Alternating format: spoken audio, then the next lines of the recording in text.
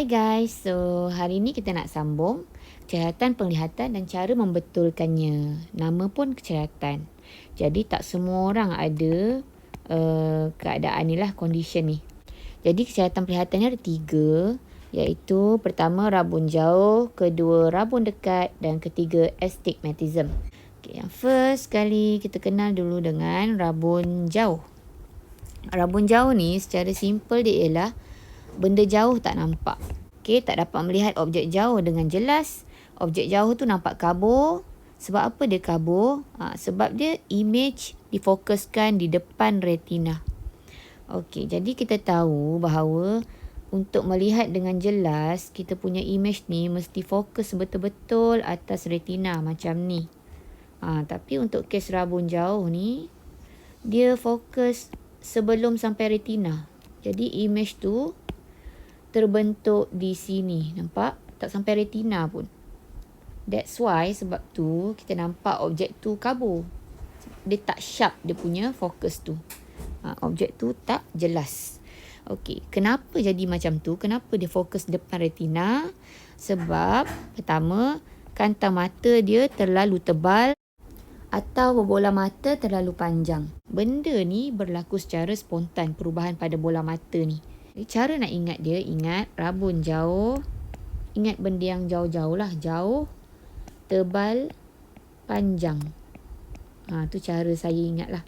So ingat jauh sebab dia kanta tebal, bola mata panjang. Itu sebab dia. So ingat dia fokus di depan retina. Sebelum sampai retina dah ada image dah. Image dikesan tapi kabur. Okay. So next, macam mana nak betulkan rabun jauh ni? Biasa kita guna cermin mata lah. Cara nak betulkan rabun jauh ialah guna kanta cekung. So kanta cekung ni dia punya bentuk sama dengan nama lah, cekung lah. Macam ni. Kurus je. Okay, kalau cara saya ingat ialah jauh kan huruf J. J macam ni kan. Ni J. So saya ingat kanta dia mesti macam ni juga, lengkuk. Kanta cekung. Bila kanta ni diletakkan di hadapan bola mata rabun jauh ni, nampak? Dia letak kanta ni kat depan. Jadi kanta ni akan tolong tukar arah fokus cahaya tu. Dia tukar fokus cahaya tu betul-betul di atas retina. Kalau yang sebelum ni, dia sebelum ada kanta tu, dia fokus di depan retina, sini.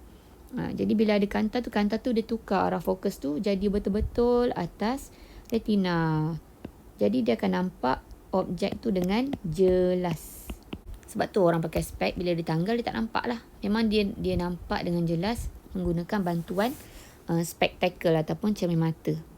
Okey, so yang kedua rabun dekat. Rabun dekat ni nama pun dekat. So dia rabun bila dekat, dia tak nampak objek dekat. Tak dapat lihat objek dekat dengan jelas. So objek dekat nampak kabur sebab dia fokus di belakang retina. Maksudnya macam saya ulang lagi sekali, dia mesti fokus di atas retina. Tapi kalau rabun dekat ni, dia terlajak. Cahaya tu pergi belakang retina, objek terbentuk di belakang retina. Kenapa jadi macam tu? Sebab bola mata dia terlalu pendek. Bola mata dia terlalu pendek. Bola mata biasa saiz dia panjang ni. Tapi dia kecil je macam ni. Dia pendek. Jadi cahaya terlajaklah keluar. Faham? Okay. So, sebab apa? Sebab pertama, bola mata dia terlalu pendek. Saya dah sebut tadi. Jadi cahaya tu terkeluar. Okay, dia fokus di belakang retina. Dan yang kedua, kanta mata terlalu nipis. Kanta mata dia nipis, jadi dia akan ubah jarak fokus tu ke belakang. Okay, so ingat, dekat, nipis, pendek. So macam mana nak betulkan rabun dekat? Senang saja. Dia guna kanta cembung. Kanta cembung, ni kanta cembung. Dia kembung lah, macam ni kembung ni. Macam mana cara saya ingat? Okay, rabun dekat. D kan, dekat kan. Nampak tak huruf D ni, dia kembung ni. So saya ingat macam tu lah. Seolah-olah macam D. Tu kanta cembung. Seterusnya adalah astigmatism. Tu.